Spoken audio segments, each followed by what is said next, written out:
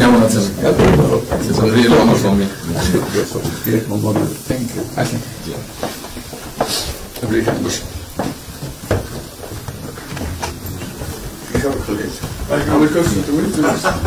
সাথে পরিচয় আছে অবশ্যই।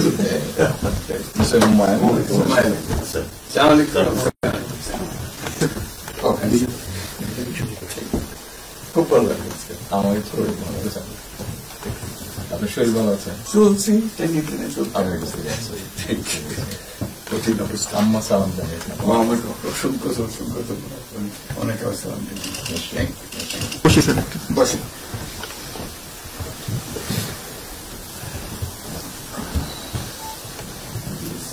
আবহাওয়াটা খুব ভালো আজকের আবহাওয়াটা আছি। লন্ডনে এরকম একটা না এরকম পাওয়া দুপুর নাগাদ বোধ আরেকটু গরম হবে, টেম্পারেচার আরেকটু বাড়ে। খুবই এনজয় করতেন। সামনে পার্ক, সুবিধা। হাঁটতে গিয়েছিলেন? জিনিস খুব ভালো এখানে হাঁটার অনেক জায়গা, হাঁটার আমি আমার এলাকাতে বগুড়াতে একটা জায়গা বানিয়েছি, রোডস এর একটা জায়গা ছিল, আমি একদিন ভদ্রলোককে ডাকলাম ওখানে যে হেড ছিল। চেয়ারম্যান তারিক রহমান এবং ইন্টারিম গভর্নমেন্টের চিফ অ্যাডভাইজার প্রফেসর মোহাম্মদ ইউনুসের মধ্যে একটা সৌহার্দ্যপূর্ণ পরিবেশে মিটিং হয়। মিটিংটার ডিউরেশন ছিল প্রায় 1.5 ঘন্টা। মিটিংয়ের পরে একটা যৌথ বিবৃতি ওনারা দুইজন অ্যাপ্রুভ করেছেন, সেটা এখন রিড আউট করবেন আমাদের national security adviser doctor Khalilur Rahman. বিসমিল্লাহির রহমানির রহিম।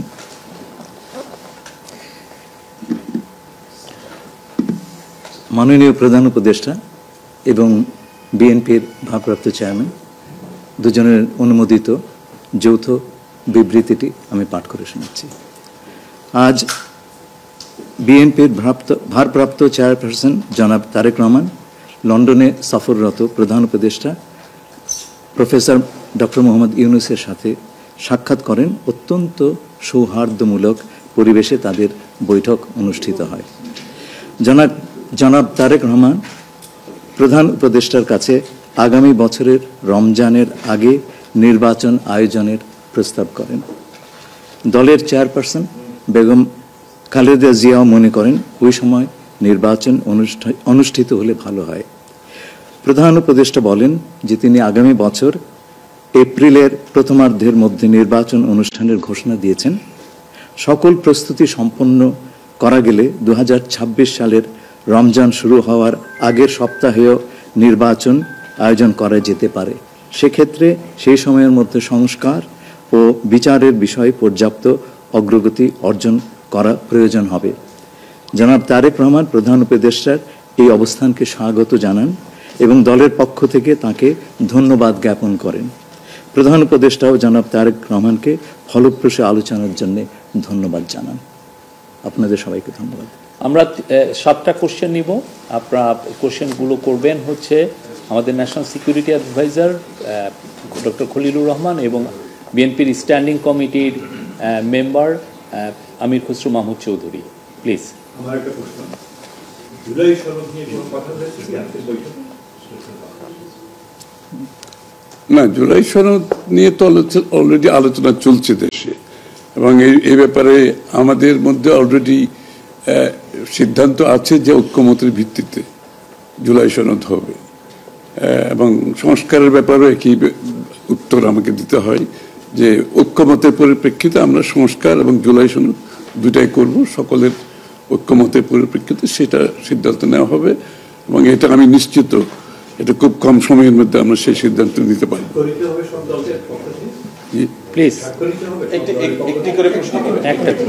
হ্যাঁ, ঐক্যমত যেখানে হবে স্বাভাবিকভাবে ঐক্যমতের পরিপ্রেক্ষিতে যে সিদ্ধান্ত হবে স্বাক্ষরিত তো হবেই, না হওয়ার কোনো কারণ তো নেই। Please please please please please. উনি প্রশ্নটি হচ্ছে যে যেটি বারবার যে কথাটি বলা হচ্ছে যে রুটম্যাপ নির্বাচনের একটি সঠিক তারিখ নির্ধারণে আসলে সমস্যাটা কোথায়? একটি সঠিক তারিখ সুনির্দিষ্টতা এর কোনো সমস্যাই নাই, আমরা কোনো সমস্যা দেখছি না। কেউ দেখলে পারে এটা ভুল দেখছেন। নির্বাচনের সম্পর্কে আজকে যৌথ বিবৃতিতে আমরা বলে দিয়েছি দুপক্ষই, এবং নির্বাচন কমিশন আমরা আশা করব শীঘ্রই একটা তারিখ ঘোষণা করবে। শুধু কি নির্বাচন নিয়ে কথা হচ্ছে নাকি দেশের রাজনৈতিক পরিবেশে অন্যান্য বিষয় নিয়ে কথা হচ্ছে? সব বিষয়ে আলোচনা তো হবে, স্বাভাবিক। আমরা তো নতুন বাংলাদেশ গড়ার প্রত্যয় নিয়ে সামনের দিকে এগোচ্ছি। সবাই আমরা চাই দেশ গড়ার যে প্রত্যয় আমরা নিয়েছি, আমরা ঐক্যবদ্ধভাবে সেই কাজটা করব। শুধু নির্বাচনের আগে নয়, নির্বাচনের পরেও বাংলাদেশ গড়ার যে প্রত্যয় নিয়ে আমরা সবাই ঐক্যমত হয়েছি, সেটা আমরা সামনের দিকে এগিয়ে নিয়ে যাব। একজন প্লিজ উনি বলুন। সংস্কার নিয়ে যে দীর্ঘ আলোচনা হচ্ছিল, সেই সংস্কার বিষয়ে বিএনপির পক্ষ থেকে বা তারেক রহমান সাহেবের পক্ষ থেকে আপনারা কিভাবে রিঅ্যাক্ট করেছেন? যে আবার স্যার আমি শুনি, যে সংস্কার নিয়ে যে বর্তমান সরকারের যে একটা বিশাল রূপরেখা তৈরি হয়েছে, একটা বিশাল তালিকা, সেই তালিকা নিশ্চয়ই আজকে আপনাদের সামনে উপস্থাপন করা হয়েছে। যে সংস্কার বিষয়ে আপনাদের মতামত কি, বিএনপি কিভাবে সেটাকে? না, এটা তো পরিষ্কার। এটা এখানে না বোঝার কোনো কারণ নাই। বিষয়টা হচ্ছে সংস্কার। চিফ অ্যাডভাইজার সাহেব, তারেক রহমান সাহেব, আমরা সবাই একই কথা বলছি, যে বিষয়গুলোতে ঐক্যমত হবে সেগুলোতে সংস্কার হবে, তাই না? তো সংস্কারের বিষয়টা একটা চলমান প্রক্রিয়া। এমন না যে আজ সব সংস্কার এখন শেষ হয়ে যাবে। এটা নির্বাচনের আগেও কিছু সংস্কার হবে যেখানে ঐক্যমত হবে, আর নির্বাচনের পরেও সংস্কার অব্যাহত থাকবে। কারণ আমরা যেই দেশ গড়ার প্রত্যয় নিয়েছি, সংস্কারের প্রয়োজনীয়তা সবাই অনুভব করছে এখানে। সুতরাং আগে পরে সংস্কার চলতে থাকবে।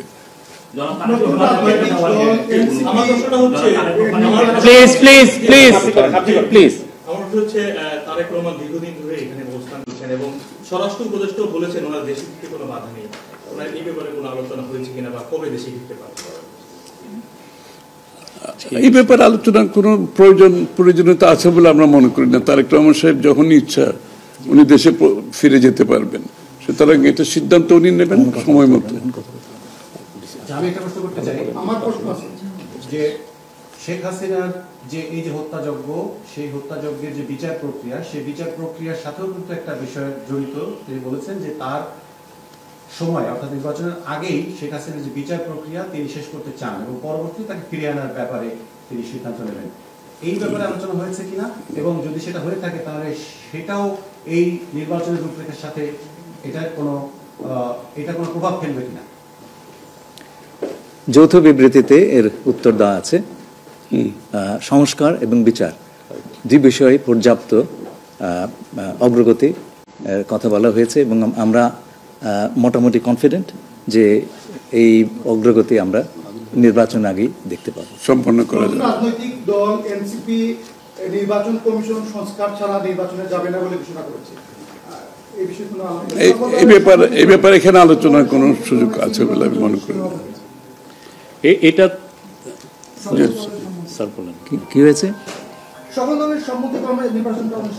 আমরা সেরকমই চাচ্ছি। নির্বাচন কমিশন এই নির্বাচন কমিশনের অধীনে নতুন রাজনৈতিক দল নির্বাচনে যাবে না বলছে, এটা ওনাদেরকে জিজ্ঞেস করেন। এটা যার প্রত্যেকটি দলের নিজস্ব মতামত আছে, তবে আমরা সকলকে নিয়ে নির্বাচনটা করতে চাচ্ছি। আচ্ছা, তাহলে কি আমরা বলতে পারি যে এপ্রিলে যে ঘোষিত যে নির্বাচনের রূপরেখা, তাহলে সেখান থেকে সরকার কিছুটা সরে আসতে চাচ্ছে বা আসবে? যৌথ ঘোষণায় এই বিষয়টি সুস্পষ্টই বলা আছে। আপনারা শুনেছেন, যদি সকল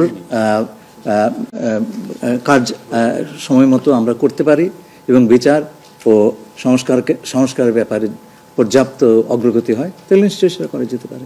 এখানে আমি একটু অ্যাড করি যে ইয়ের সাথে, যে মিটিংটা প্রথমে আমাদের দুই সাইডের ডেলিগেশনের সাথে হয়েছে এবং পরবর্তীতে 1-to-1 ওনারা দুজনে দীর্ঘ সময় আলোচনা করেছেন। আপনারা কি সন্তুষ্ট কিনা? নিশ্চয়ই সন্তুষ্ট। শুধু আমরা তো বলছি নির্বাচনের আগে নয়, নির্বাচনের পরেও দেশ গড়ার ক্ষেত্রে আমরা সবাই একসাথে কাজ করতে হবে, নতুন বাংলাদেশ করতে হবে। আর সন্তুষ্ট না হলে তো যৌথ ঘোষণা আসবার কথা নয়। এখন যে বিচার প্রক্রিয়া চলছে বিগত সরকারের বিভিন্ন, আপনি একবার কোশ্চেন করেছেন প্লিজ। না আরেকটা লাস্ট কোশ্চেন নিব, লাস্ট একটা কোশ্চেন নিব। জি, জাতীয় ঐক্যমত্যের সরকার গঠনের বিষয়ে কোনো আলোচনা হয়েছে কি? না, এটা তো নির্বাচন পরবর্তী সিদ্ধান্ত যারা নির্বাচিত হবে তাদের সিদ্ধান্ত। সেটা তো দেখেছিলাম যে আমাদের যে ফেসিবাদী ব্যবস্থার খুনি হাসিনা লন্ডনে বসে বার্তা দিচ্ছে, আর একদিকে একটি রাজনৈতিক দলের সিনিয়র একজন নেতা লন্ডনে বসে মিটিং করে বেড়াচ্ছেন, বার্তা দিচ্ছেন। এটা বাংলাদেশের জনগণের মাটি এবং প্রাণপ্রকৃতির সাথে যে কানেকশন নাই সেটারই একটি বাস্তবায়ন আমরা দেখতে পাচ্ছি। এই জন্য দেশের সিদ্ধান্ত দেশের মাটিতেই হবে, দেশের সিদ্ধান্ত বিদেশের মাটিতে হলে সেটা বাংলাদেশের জনগণ কখনোই মেনে নেবে না। এবং এই সিদ্ধান্ত যেটা হয়েছে সেই সিদ্ধান্তের ক্ষেত্রে আমরা সরকারকে আহ্বান জানাবো, আপনারা দেশের জনগণের সাথে বসুন, মানুষের সাথে বসুন, গ্রামে গঞ্জে যান, মানুষ কি বলে, কেন তারা শহীদ হয়েছিল, আহত হয়েছিল, তাদের যে বেদনা, সেই বেদনার যে আশা আকাঙ্ক্ষা সেটা যদি আপনারা উদ্ঘাটন করতে পারেন তাহলে হয়তোবা আপনারা জুলাই ঘোষণা, বিচার প্রক্রিয়া, সংস্কারের বিষয়গুলো নিয়ে সক্রিয় হবেন। এনসিপি জুলাইয়ের যে ঘোষণাপত্র এবং বিচার প্রক্রিয়া, সংস্কার, মৌলিক সংস্কার এবং নির্বাচন কমিশনের যে পুনর্গঠন রয়েছে গণতান্ত্রিক প্রক্রিয়া উত্তরণের জন্য, এই বিষয়গুলো যদি সম্পূর্ণ না হয় হয়তোবা আমরা একটি গণ অভ্যুত্থানের দিকে যাব, আমরা নির্বাচন প্রক্রিয়াতে অংশগ্রহণ করব না। এবং আমরা পূর্বাপর অনেক আগে থেকেই বলে আসছি, যেটা বাংলাদেশের একটি কাঠামোগত যদি বিন্যাস না হয়, শুধু রাজার পরিবর্তে রাজা, রানীর পরিবর্তে রানীর যদি পরিবর্তন হয়, সে পরিবর্তনে এনসিপি বিশ্বাস করে না। যেহেতু গণ অভ্যুত্থানের অগ্নিগর্ভ থেকে রাজনৈতিক দলটির জন্ম, সেই জন্য মানুষের কাছে আমাদের কমিটমেন্ট রয়েছে। বাংলাদেশের মানুষকে আমরা বলবো যে আপনারা যেভাবে গণ অভ্যুত্থানে এসেছিলেন, ভবিষ্যতে লড়াইয়ে এনসিপি আপনাদের সাথে থাকবে এবং আপনাদের যে মুক্তির আকাঙ্ক্ষা একটি নতুন সংবিধান সেটা বাস্তবায়ন না হওয়া পর্যন্ত আমাদের এই লড়াই আমরা চলমান রাখবো। আমরা বলছি যে সরকারের প্রধান উপদেষ্টা বলেছেন যে তিনি এই দেশের এই বছরের ডিসেম্বর অথবা আগামী বছরের জুনের মাধ্যমে ইলেকশন দেবেন। আমরা তার কমিটমেন্টে তিনি ঠিক আছেন এটা দেখতে চাই। আর আমাদের ভিউ হচ্ছে যে এটা রমজানের আগেই শেষ হয়ে যাওয়া দরকার। ওই জুন পর্যন্ত অপেক্ষা করলে তখন বর্ষা, ঝড়, ঝাপটা, বিভিন্ন ধরনের প্রাকৃতিক দুর্যোগ আসবে, তখন আবার ইলেকশনটা অনিশ্চিত হয়ে যাওয়ার আশঙ্কা দেখা দিবে। আমরা এই জন্য চাচ্ছি ওই আশঙ্কার আগেই, রমজানের আগে যাতে এটা হয়ে যায়, আমরা সেটা আমাদের মত আমরা বলেছি যে এরকম